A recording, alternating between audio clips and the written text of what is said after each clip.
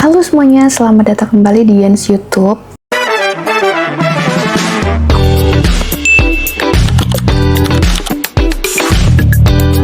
Kali ini kita ketemu lagi di segmen Kopi Pahit namanya. Jadi di segmen Kopi Pahit ini tuh aku akan menceritakan kisah-kisah kriminal yang ada di dunia yang sudah sangat membagongkan ini ya. Yang nantinya kisah-kisah kriminal ini semoga kita bisa jadikan pembelajaran ke depannya untuk diri kita sendiri, untuk lebih berhati-hati dan tidak percaya 100% kepada semua orang ya, orang lain. Kita aja kadang suka berharap ya sama diri kita sendiri tuh, besok aku bakalan diet deh gitu. Tapi buktinya apa? Diri kita sendiri tidak menepati janji itu kan gitu, apalagi orang lain. Jadi nggak usah berharap 100% sama orang lain gitu. Salah satunya karena kita tidak pernah tahu topeng apa atau seberapa tebal topeng yang orang pakai di depan kita. Oke guys, segmen Kopi Pahit kali ini tuh akan membahas sebuah keluarga di Amerika sana yang terdiri dari sepasang suami istri dan 2 orang anak laki-laki yang suatu hari mereka tiba-tiba menghilang. Dibilang dia diculik, nggak ada tanda kekerasan. Dibilang dia dirampok, nggak ada tanda-tanda perampokan, nggak ada darah, nggak ada sesuatu yang menghilang gitu dari rumah mereka. Pokoknya mencurigakan lah, misterius. Cuman jejak mereka juga nggak ditemukan gitu. Sampai 4 tahun berlalu, seorang pengendara tuh nggak sengaja ya menemukan mereka di sebuah gurun. Nah, ngapain mereka di gurun? Kondisi mereka gimana? Anak-anaknya gimana? Nggak sekolah apa gimana? Tanpa berlama-lama langsung aja kita ke ceritanya.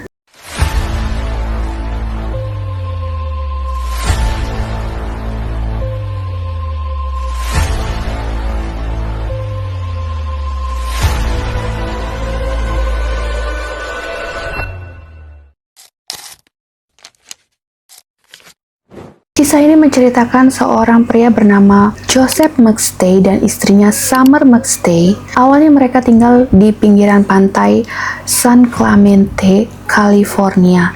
Hidup mereka itu cukup harmonis ya dengan kehadiran 2 orang anak mereka, Gianni McStay dan Joseph Jr. Pokoknya hidup mereka itu tentram, berkecukupan ya, keluarga yang harmonis lah. By the way guys, di belakang ada bocil-bocil aku kebangun ternyata. Ini masih pagi sih sebenarnya.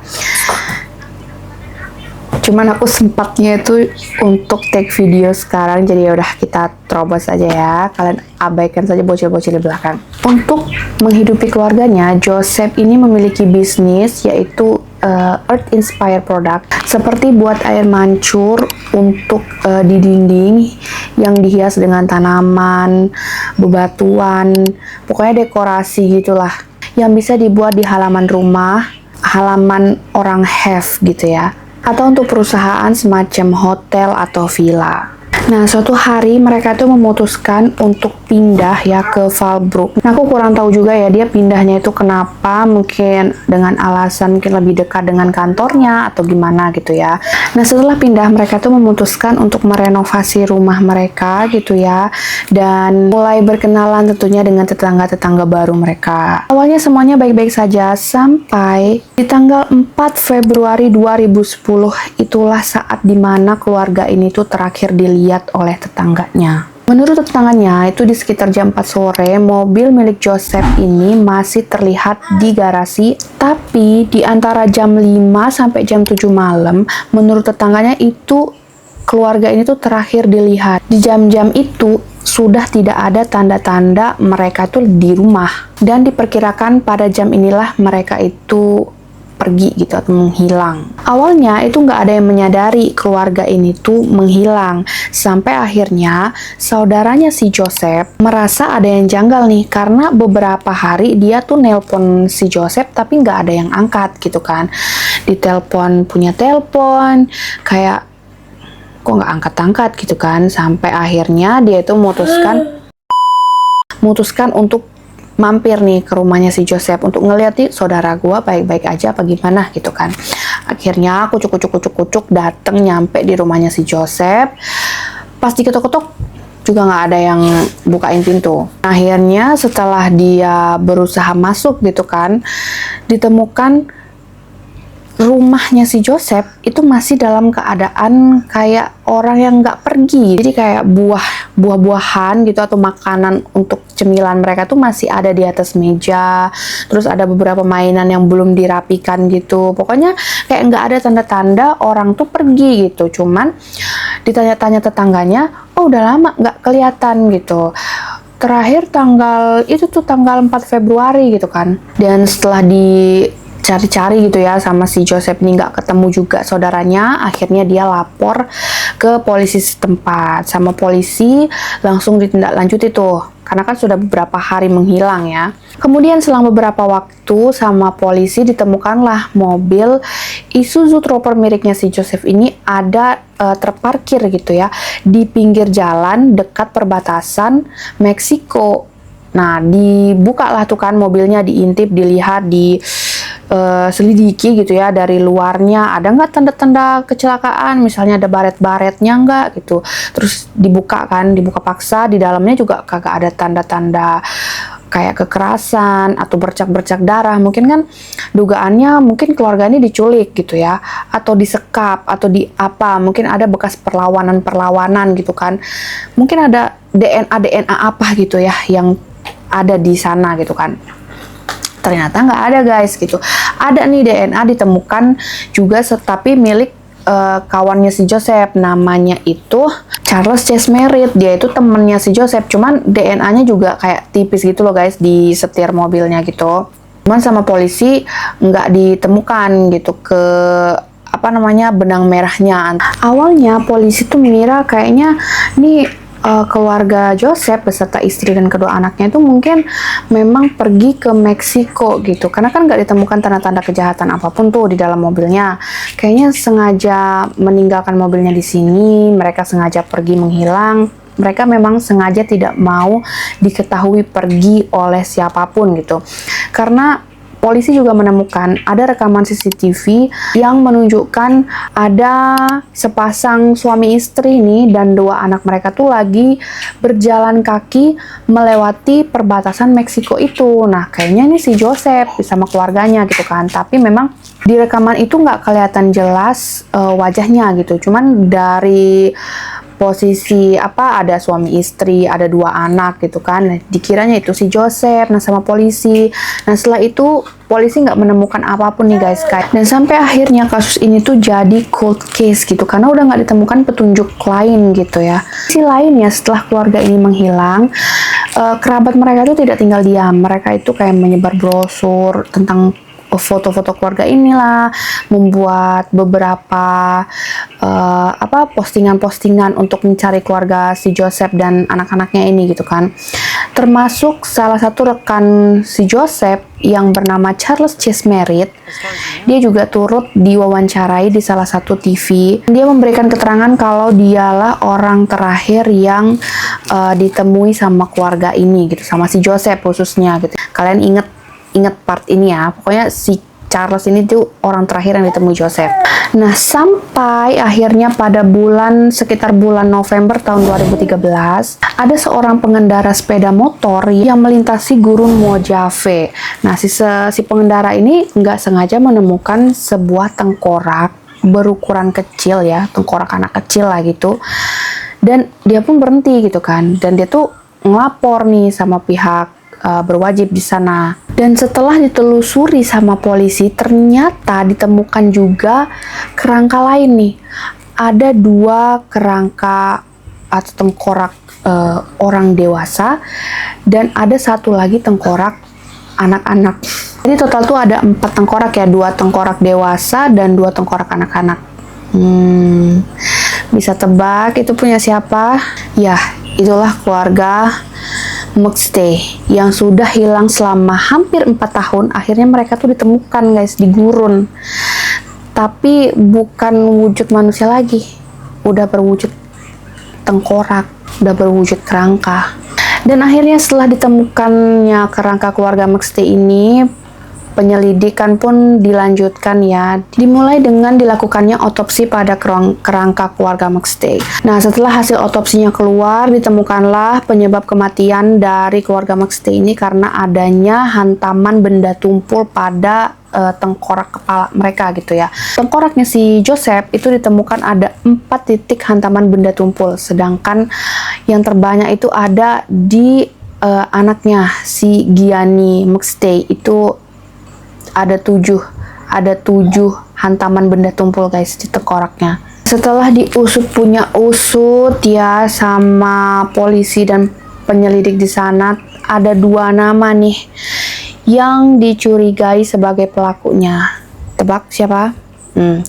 Yang pertama itu ada rekan kerjanya Joseph ya, yang diwawancarai tadi, si Charles Chase Merritt ini.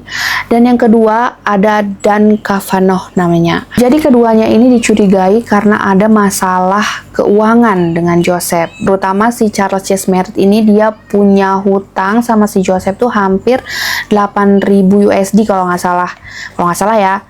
Dan masing-masing dari mereka tuh nggak ada yang ngaku, tapi guys, si Dan Cavanaugh ini tuh beralibi kalau pada saat waktu kejadian ya, pas hari itu dia lagi di Hawaii sama pacarnya. Tapi selama persidangan yang aku temukan ya, si Dan Cavanaugh ini juga nggak bisa membuktikan kalau dia itu beneran di Hawaii pas hari itu gitu. Cuman nggak ada kayak bukti yang nyata banget yang menunjukkan kalau si Dan Cavanaugh ini pelakunya gitu. Nah, kalau si Charles Chase Merritt ini, sedangkan si Charles Chase Merritt ini dia juga bersikeras itu tidak melakukan pembunuhan ini gitu. Tapi tadi kalian ada yang inget gak? Di awal aku bilang ya, kalau DNA si Charles Chase ini ditemukan di setir mobilnya Joseph ya, ditemukan DNA-nya dia gitu. Selain di setir tuh ditemukan di persneling mobilnya juga, kayak untuk oper giginya gitu. Nah, tapi di persidangan itu ada saksi ya, beberapa saksi yang memberatkan si Chase Merritt ini guys. Mereka tuh mengaku mengetahui kalau si Chase Merritt ini setelah si Joseph itu menghilang, dia itu mencairkan sejumlah cek atas namanya Joseph ya, pakai uang perusahaan si Joseph itu untuk mencairkan cek gitu ya. Tapi tanggalnya itu dibuat mundur, seakan-akan cek ini tuh dibikin sebelum keluarga Joseph McStay ini menghilang gitu. Padahal dia bikinnya itu, mencairkannya itu setelah Joseph menghilang. Nah, itulah kesaksian beberapa orang dari perusahaan si Joseph. Ralat ya guys, ternyata hutangnya si Merritt ini ke Joseph itu mencapai 42.000 US dollar. Kenapa dia punya utang sebanyak itu? Diselidiki sama polisi, ternyata dia itu memang suka main judi guys, judol atau kasino gitu. Makanya guys ya, dari sini kita bisa memetik pelajaran kalau jauhilah judi ya, judi gak ada gunanya. Ini kenapa wajah gue cerah banget bang? Polisi juga menemukan ternyata sehari sebelum Joseph ini menghilang, dia tuh sempat ketemu sama si Merritt ini guys. Tapi pertemuannya itu sangat singkat lah, dan sepertinya di momen pertemuan itulah si Joseph ini memecat Merritt guys. Udahlah punya utang banyak sama si Joseph ya kan, udahlah dia kalah mulu, mungkin ada utang-utangnya di tempat lain juga kan. Akhirnya nggak tahu lah, dari situlah sepertinya polisi berspekulasi karena memang si Chase Merritt ini tuh punya masalah keuangan berat gitu ya, dan memilih jalan pintas gitu ya. Karena ada kesaksian juga kan kalau dia tuh mencairkan cek perusahaannya si Joseph tuh kan. Selain bukti itu, kesaksian dan DNA-nya dia, polisi juga menemukan kalau sinyal GPS HP-nya si Chase Merritt ini berada di dekat dengan ditemukannya kerangka keluarga McStay ini beberapa hari setelah mereka menghilang gitu. Namun ya, sampai hari akhir persidangan tuh si Chase Meredith ini tetap nggak mengakui gitu kalau dia tuh yang ngebunuh keluarga McStay. Pun dia nggak ngaku gitu ya, bukan aku, tapi berdasarkan bukti-bukti dan kesaksian yang ada ya, hakim memutuskan bahwa bukti terhadap Meredith itu cukup kuat untuk menjerat dia gitu. Dan pada akhirnya Meredith ini dijatuhi hukuman metong pada tahun 2019 dan dia itu sudah dieksekusi pada tahun 2020 guys. Nah itu dia guys, kisahnya cukup dar-dedor nggak?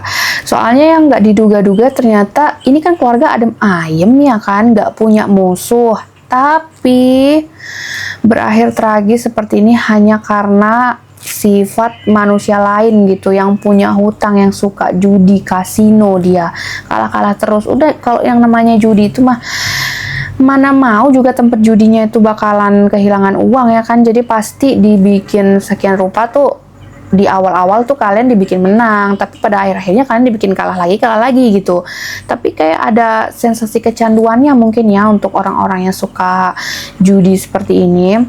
Jadi jauhilah judi guys, jangan, itu cuma bikin rugi doang, bikin petaka aja ya kan. Sebenarnya nih ya guys, ada sebuah dugaan ya, entahlah ini konspirasi atau apa.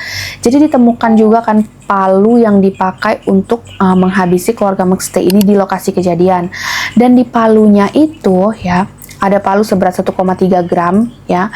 1,3 kilogram ya. Dan di gagang kayunya itu ada cat yang dipakai sama keluarga McStay ini yang sedang renovasi rumahnya. Kalian ingat dia tuh kan lagi renovasi rumahnya tuh, ngecat juga. Nah, cat yang dia pakai untuk ngecat rumahnya itu ditemukan di gagang palu yang menghabisi mereka itu. Jadi ironi nggak sih? Apakah itu sebenarnya palu dari keluarganya McStay ini gitu kan, yang dipakai ya sama pembunuhnya itu di sana untuk menghabisi mereka sendiri gitu, untuk menghabisi keluarga ini sendiri. Palu dari rumah mereka sendiri yang sedang dipakai untuk renovasi.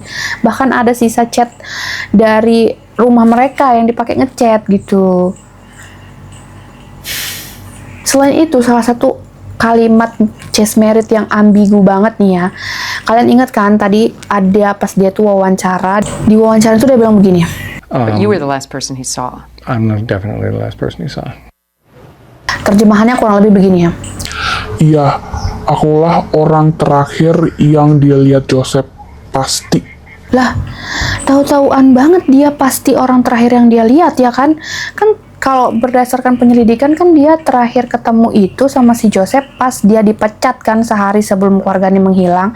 Tapi kenapa dia tahu-tahuan bilang dia itu pasti orang terakhir yang ditemui si Joseph?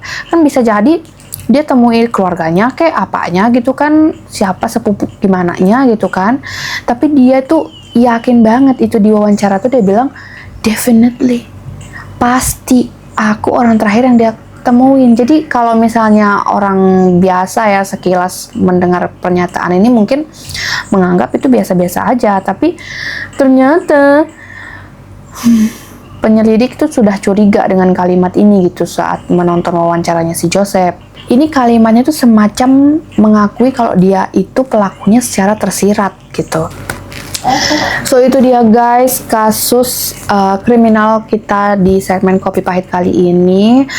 Gimana menurut kalian? Tidak terduga banget kan siapa pembunuhnya, dan keluarga ini padahal tuh harmonis banget, sangat keluarga cemara gitu ya. Dan kira-kira pelajaran apa yang bisa kalian petik dari kasus ini guys? Harapannya kalau aku pribadi ya mendingan aku tuh dibilang pelit deh ya, daripada aku tuh kayak minjemin orang duit ternyata yang dipinjemin itu udahlah dibaikin, yang akan dikasih pinjem uang untuk dia malah berakhir di bun-bun seperti itu ya. So itu dia guys, kira-kira ada kasus lain yang rekomendasi kalian. Jangan lupa kalau kalian suka dengan video-video seperti ini, kalian like, share, dan juga subscribe channel aku supaya aku tuh lebih semangat lagi untuk membuat video-video kisah kriminal. Kira-kira kalau kalian ada rekomendasi kasus yang membuat kalian penasaran, bisa request aja di komentar ya guys. Jangan lupa subscribe.